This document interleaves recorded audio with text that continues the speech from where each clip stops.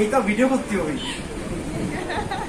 মানে বড় ইউটিউবার হয়ে গেছে ভাই, একজন ফেমাস পার্সন। তো আমি ইউটিউবে কি রান্না করে জিম ছাড়েন নাকি? আমি ইউটিউব চ্যানেল খুলছি তো ভিডিও ছাড়ব, ঠিক আছে। 2024 সালের শুরুর দিকে আমি একটা মেয়ের সাথে রিলেশন করতাম। ক্যামেরাম্যান হলে ভালো করে ধরতে হয়। ধরো হ্যাঁ বলেন। আমি হচ্ছে এখন জার্নালিস্ট, মানে সাংবাদিক, ঠিক আছে? আমি আপনার রিপোর্ট নিচ্ছি। জি বলেন। 2024 সালের শুরুর দিকে আমি হঠাৎ করে আমার ফেসবুকে একটা মেসেজ আসে।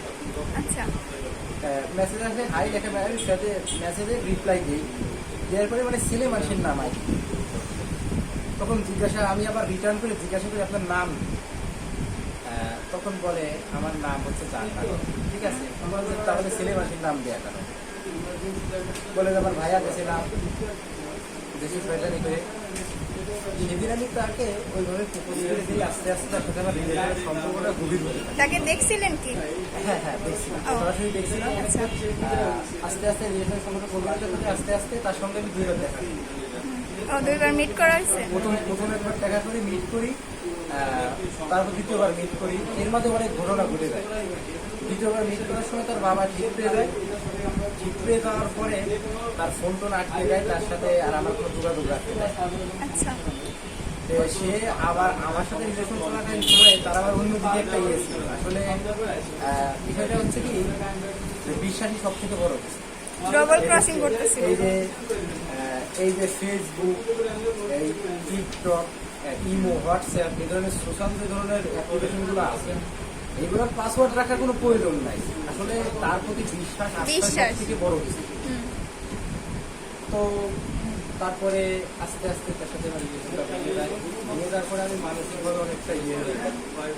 আমি একবারে 9টা ঘুরে ঢুকেছিলাম। তারপরে পাওয়ারফুল 9টা ঘুরে ঢুকেছিলাম, পাওয়ারফুল। এখন বেঁচে আছি।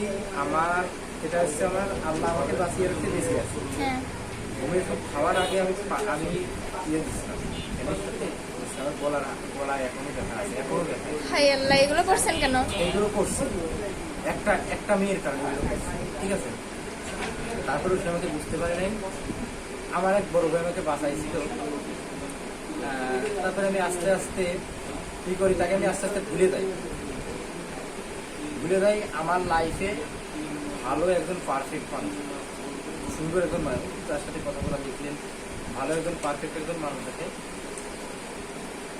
আমি একদিন হঠাৎ করে এক জায়গায় বসে আপনার টিকটক স্ক্রল করতে একটা ভিডিও আসে। ওই ভিডিও যদি কমেন্ট করি যে ইনবক্সে আসবে, আমার ইনবক্সে আসার পরে তার প্রথম দিন একটা কথা বলি, সে বলে দিবে দেখার পরে সে 3 মাস পরে আমার কাছে মেসেজ দেয়।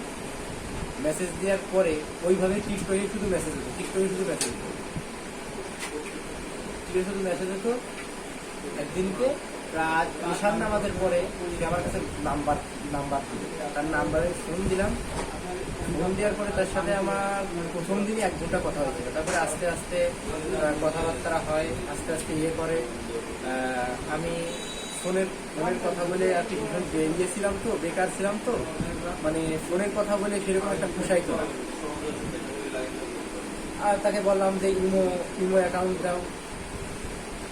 ইমো অ্যাকাউন্ট দিল। আমি এবার একটু চালাকি ব্রেন করে তাকে একটা টোপ দিলাম যে আমার ইমোতে একটু সমস্যা হচ্ছে, তোমার ইমোর সঙ্গে রেফার করলে ইমোটা একটু হবে। ইমো কিন্তু কখনো রেফার হয় না। সে হয়তো বুঝে গিয়েছে, কারণ সে একটা এডুকেটেড লোক, আনএডুকেটেড না। কিন্তু সে বলতেছে যে তুমি কি লগ ইন করবা? হ্যাঁ আমি লগ ইন। আমি বলছি হ্যাঁ আমি লগ ইন করবো। আচ্ছা করো, ঠিক আছে। একটা কোড যাবে, সাইট ভিজিট কোডটা যাবে, লগ ইন করছি। মানে যতদূর পর্যন্ত ভাবছিলাম ততদূর পর্যন্ত না। ফেসবুকের কথা শুনছি, বলছে না আমি ফেসবুক চালাই। তারপর পরে একদিন পরে যে হ্যাঁ আমি ফেসবুক চালাই।